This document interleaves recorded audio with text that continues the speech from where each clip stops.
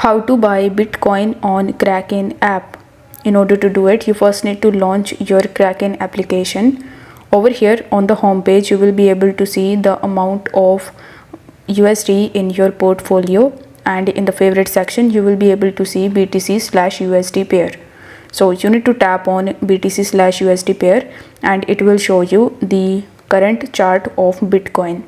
Now over here you can use your analytics skills and you can select at what price you want to purchase your Bitcoin. Now once you have done that, you need to tap on the buy option in the bottom and you need to enter the amount that you want to spend in the form of USD to purchase Bitcoin.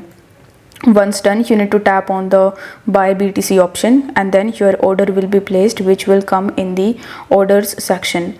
You can even tap on the positions in order to check your positions, and here in the balances it will show you your current balance.